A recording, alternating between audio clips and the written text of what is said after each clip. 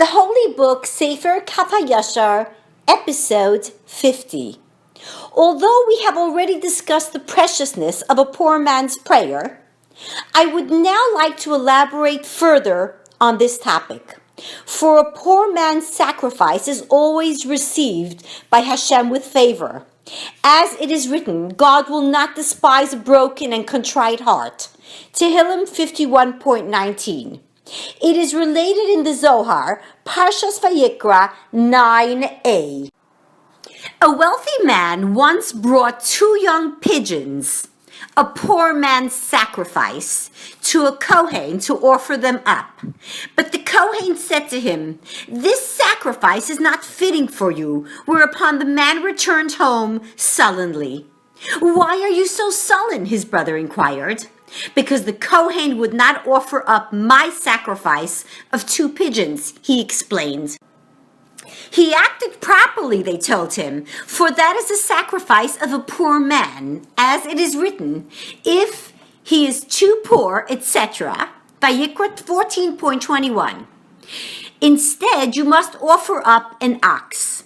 The man thought to himself, if the Torah requires a person to sacrifice an ox to atone for the mere thought of sin, how much more is required for an actual sin?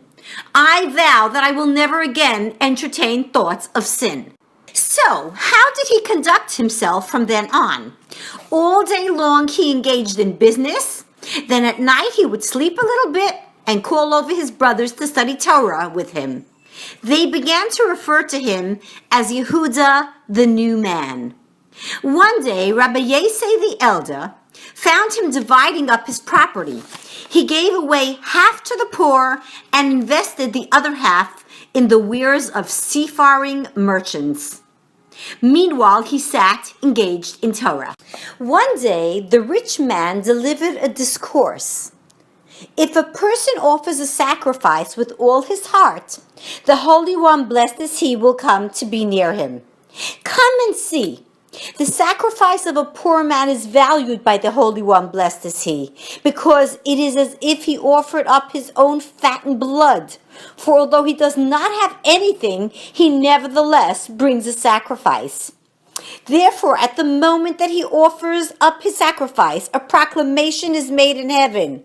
For he neither despises nor abhors a poor man's afflictions. Tehillim 22.25. Clearly, the poor man's sacrifice is the most valued of all, for on account of it I became included within the inheritance of the Holy One, blessed is he. On account of it I became included within the inheritance of the Torah.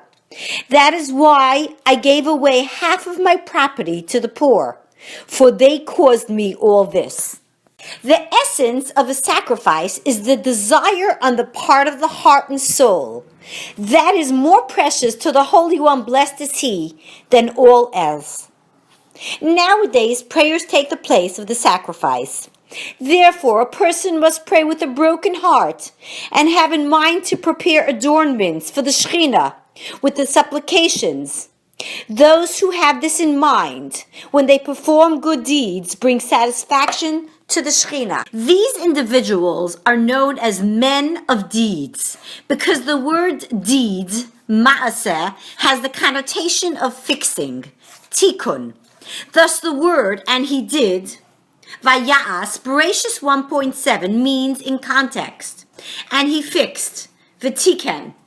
Similarly, the woman in Shunan said to her husband, "Let us fix Naaseh, a small wall in the attic room, and place for him there a bed and a table, a chair and a lamp."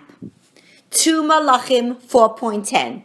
This woman also had in mind to honor the Shekhinah, for the 4 items she mentioned are the things that the children of Israel must prepare for the Shekhinah. Thus, when a person prays the evening Amidah, he should have in mind that this prayer corresponds to the lamp.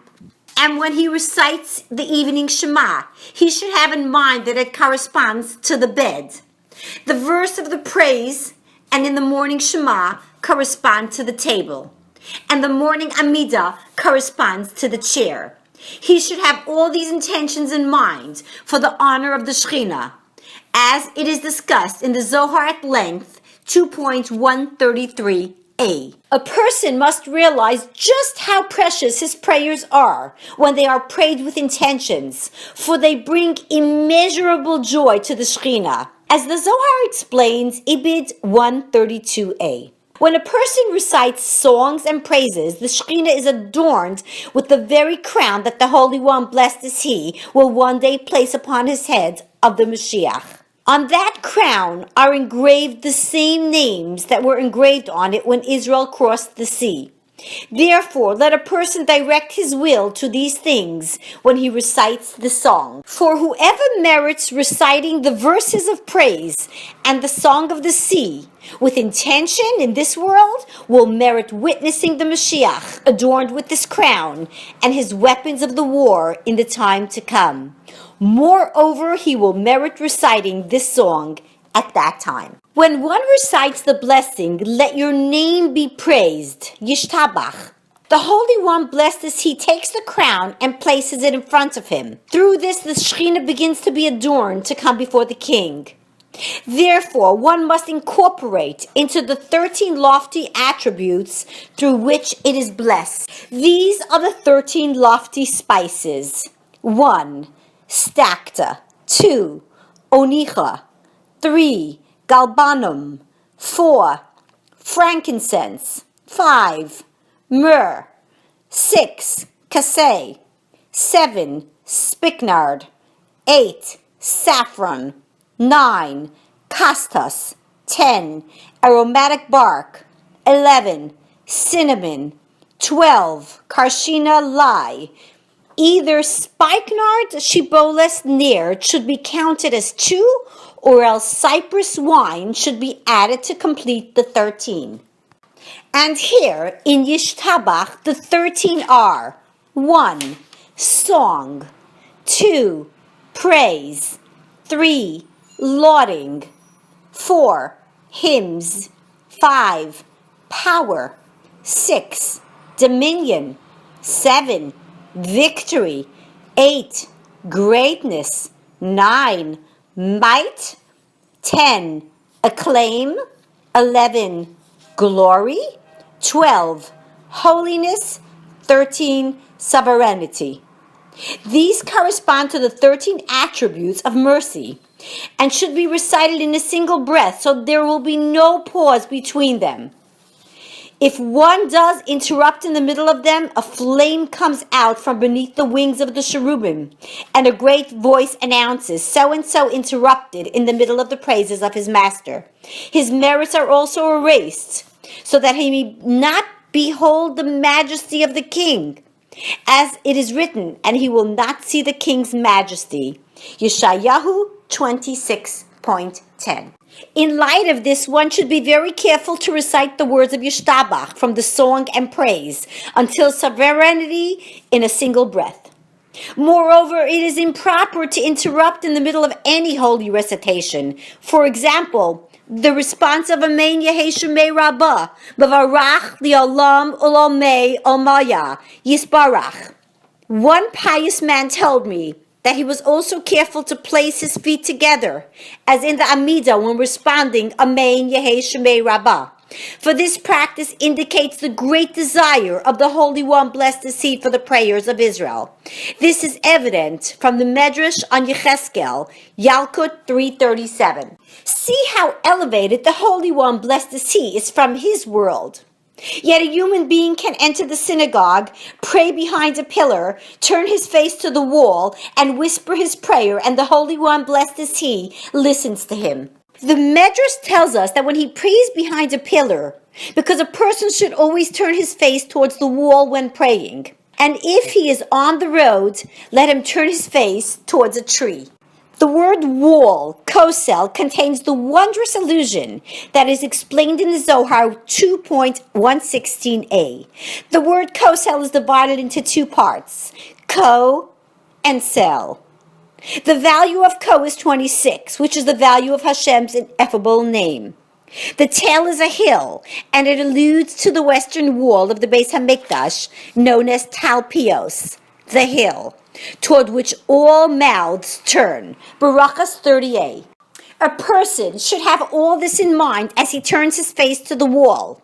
Then let him pray with humility and awe, for the walls of the synagogue are very holy, and the light of the Shekhinah hovers over them continually. For this reason it is praiseworthy to kiss the walls of the synagogue, to show one's love for the sacred. A proof to this can be found in the Yalkut on Yecheskel 350. And the glory of Hashem departed from above the threshold of the house, meaning the Beis HaMikdash. Yecheskel 10.18. This can be likened to a king who departed from his palace. As he went out, he kissed the walls and hugged the pillars, saying, "May you have peace, O my home. May you have peace, O my palace." So too the Shekhinah kissed and hugged the Beis HaMikdash, saying, "May you have peace, O my home and sanctuary." Now that we are in exile, the synagogue is the home of the Shekhinah. Therefore, we must treat it with dignity and sanctity, and not display there any lightheadedness, as I have already mentioned in chapter 3. Whoever prays with awe and trepidation and with devotion will merit beholding the pleasantness of Hashem and meditating in his sanctuary. Amen.